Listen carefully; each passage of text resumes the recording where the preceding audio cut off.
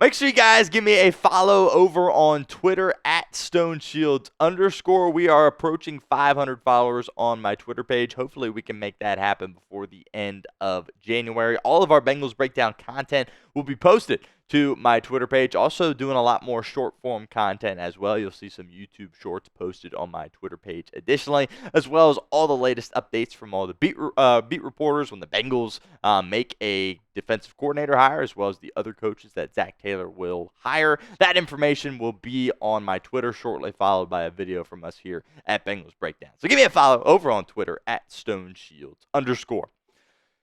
Starting off our mailbag is CWT. He says, what's your number one disappointment this past season? Good question, CWT. I appreciate it. To be, vague, the defense, right? But I think we all saw that coming. But more specifically for me, it was Geno Stone. I was really excited about Geno Stone coming into Cincinnati from Baltimore. I thought it was a great signing at the time by Duke Tobin. 2-year deal. I believe it was $14 million. Him coming in from the Baltimore Ravens. He had just led the AFC in interceptions, and you're thinking, oh, wow, we may have finally got that guy that can be our next Jesse Bates for us, right? And he was downright bad this season. He got on kind of a bit of a heater at the end of the year with some interceptions at the end of, that last stretch run for Cincinnati, but they were playing weaker quarterbacks, and they essentially, although they weren't mathematically eliminated from the playoffs, it didn't really mean too much. So obviously the defense as a whole is really my biggest frustration with this team. The offense, that's a Super Bowl caliber offense. It's a world championship caliber offense, and your defense was just so downright bad you couldn't even sneak your way into the playoffs. If I had to pick one guy on defense that really disappointed me, that I had high hopes for, some of those guys on defense I didn't have high hopes for going in. I had high hopes for Geno Stone, and it didn't work out in 2024. Bengals have a decision in terms of bringing him back in 2025 or letting him loose. Kelby Collins said, should we bring back Joseph Ossai? Good question here from Kelby. Ossai, of course, just finished the final season of his rookie deal.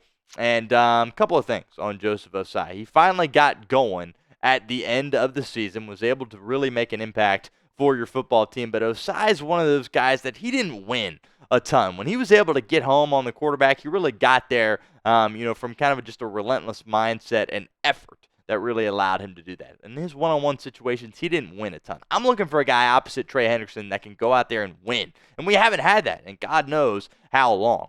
And he always seemed like he was kind of in Lou Anarumo's doghouse, right? First couple of years of his career, it was hard for him to get out on the football field. Certainly he battled his fair share of injuries. I thought he really needed to ball out for Cincinnati. Credit to him for beating out Myles Murphy opposite Trey Hendrickson after, Sam Hubbard went down, and then even before that when Sam Hubbard was kind of moved out of the lineup. But for me personally, I'm moving on from Joseph Ossai. He's a young guy that has some potential and that's going to garner a decent amount of money in free agency, and I just don't think if you're Cincinnati, you're in a position to pay him that kind of money. He's going to get more money elsewhere. I personally would move on from Joseph Ossai. Leads to the pin comment. What would you do with Joseph Ossai? Would you bring him back? Type B. Would you let him leave? Type L. Let me know in the comment section of today's video. If that ad comes here on YouTube, that's totally fine. Take advantage of it. Get down in the comments. Let us know what you think. Tim Tyra says, should the Bengals sign Chase Young? I would say yes would be my short answer to that question. I think he's a guy that has a lot of upside. He would like to come back to the state of Ohio. Obviously played his college football at Ohio State. When he came out, I was really, really high on him. I thought he could very well could have gone first overall over Joe Burrow. Obviously glad that did not happen and that the Bengals have Joe Burrow as their quarterback. But I think that would be pretty cool to, pair him across Trey Hendrickson. I think it would show the team and the fan base that we're trying to go out there and improve at that position by bringing in a big-name guy like Chase Young, especially if you're worried that you're not going to be able to develop a guy that you take in the draft to be a guy that can really contribute for you early on, which is what the Bengals need. They need a guy to come in and contribute opposite Trey Hendrickson immediately. And if you don't think you can do that with a rookie, I think that would be a very good idea to bring in a guy like Chase Young. There isn't a ton of those pass rushers that are free agents. Chase Young certainly is at the top of that list. The Sloth Bear says, should Hubbard be cut for cap space since he had a subpar season this year? I've gone back and forth on this. This is a very, very hard question for me to address. Here's the thing. The cap hit is very, very sizable. He has to, the deal either has to be restructured and then he has to be cut, and the Bengals try to bring him back at a lower price. They can't just, roll with what they got. That makes no sense, because I believe his cap hit would be 5th highest on the team, and he just isn't the player for that right now. But if I'm Sam Hubbard, now I have never been at the table where I'm choosing between millions of dollars or millions of dollars more, right? I don't know what that feeling is like. Most of you guys don't know what that feeling is like either. So take this with a grain of salt. But if I were Sam Hubbard, I would sit there and say, you know what? I've made my fair share of money. I've been, with my hometown team. He's a Moeller kid, right? Went to Ohio State. He's an Ohio guy. He's done a ton of stuff in the community for the Cincinnati Bengals. And he's got Joe Burrow, who's his friend, by the way, and he's the quarterback. I would want to ride this out for as long as I can with the Bengals and try to get that Super Bowl. But that's just me personally. He's going to have to take a massive pay cut if he wants that to happen. But I think ultimately this decision is going to come down to Sam Hubbard and how much money he is willing to give up if he comes back with Cincinnati. Again, they at least have to restructure the deal or cut him and try to bring him back at a lower price. I personally would like to see Sam Hubbard back in 2025, but there's absolutely no way he can be a starter for you. He just has to be a rotational piece at best. We'll continue with our mailbag here in a moment, but first, want to give a shout out to our friends over at Prize Picks. It is playoff time. It's now or never. Don't miss out on the last few weeks of football action with Prize Picks, the best place to win cash while watching the playoffs. You can now win up to 1,000 times your money on Prize Picks. Prize Picks is the best way to get action on sports in over 30 states, including California, Texas, Georgia, and Florida. Prize Picks puts their members first, so all withdrawals are fast, safe, and secure.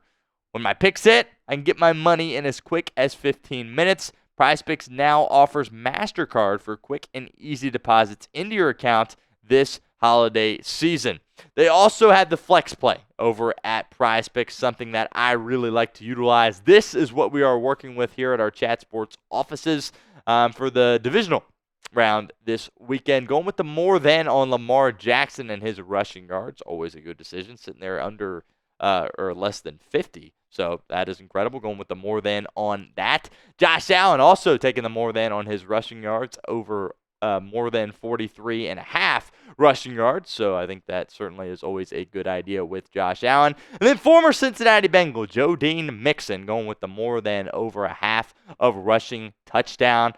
See if Joe Dean can find his way into the end zone when the Texans head to Kansas City. That is what we are rocking with here at our Chat Sports offices as far as our Prize Picks slate goes for this batch of games this weekend. So download the app today. Use code CLNS. Get $50 instantly after you play your first $5 lineup. Again, download the app. Use code CLNS. Get $50 instantly after you play your first $5 lineup.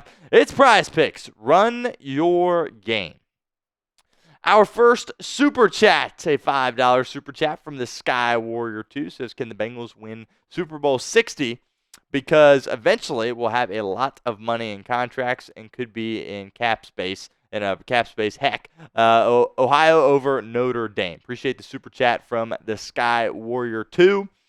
Yes, to answer your question, I do believe Cincinnati can win the Super Bowl. And the good thing for us, as long as Joe Burrow is the quarterback, I will continue to believe that. No matter what is going on around him, no matter who the coach is, if Joe Burrow is the quarterback in Cincinnati, I will always believe, going into every single season, that this team has an opportunity to win a Super Bowl. And you said by Super Bowl 60, yeah. Obviously, I'm biased, Cincinnati Bengals fan. I would think that they have one in the bag before that time comes, but we will see. Obviously, a very important offseason for the organization. Got to kind of regain the trust of the fans and show that they're going to do the things that they need to do in order to put the best product out on the football field. We will see if they can do that.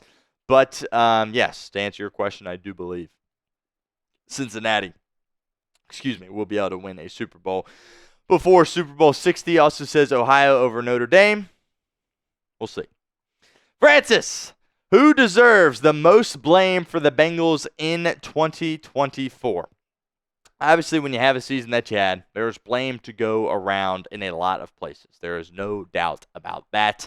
If I had to single in on one certain area of the organization that I blame, it would be the front office. As at the end of the day, they did not put the best product out on the football field on the defensive side of the football. And it was downright embarrassing how bad the product was on the defensive side of the football. Does the coaching staff deserve blame? Absolutely. Does Lou Anarumo, former defensive coordinator, deserve blame? Absolutely. The defensive personnel that was out on the football field. Your signings, Geno Stone, Sheldon Rankins, your draft picks, Myles Murphy, right? Your linebackers that regress significantly. All those people deserve blame, but if I had to hone in on one area of the organization, it would be the Bengals front office because they whiffed on several picks in the draft on the defensive side of the ball, and they did not do the things that they needed to do in free agency to get the best possible guys in there. Sheldon Rankins, absolute disaster of a tenure with the Cincinnati Bengals, and you still blame them for letting loose on a guy like Jesse Bates III, who probably is the best safety in the NFL at this point.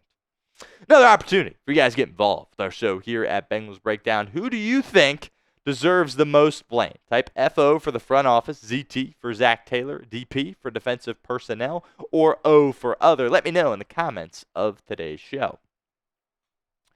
From Jacob, do you think we will re-sign Mike Gesicki or get in on free agency or the draft?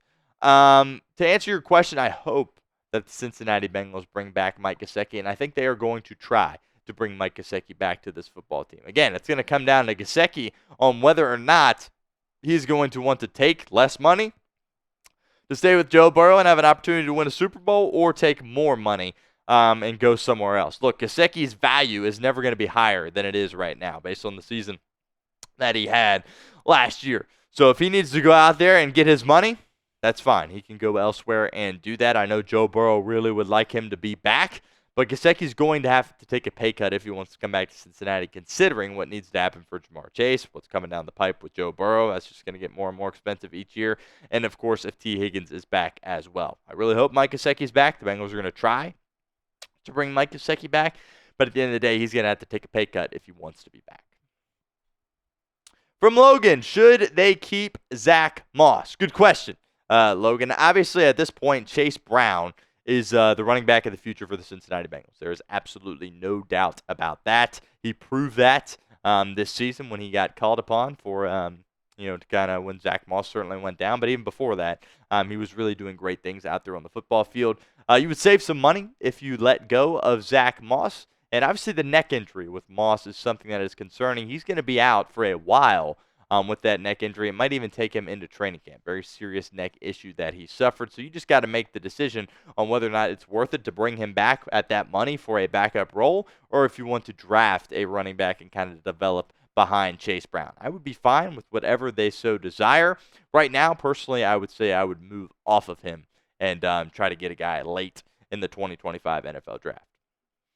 Now, if you are enjoying this mailbag, subscribe for more. Hopefully, this is something that we are going to be doing on a weekly basis. Hit that sub button, youtube.com/BengalsTV.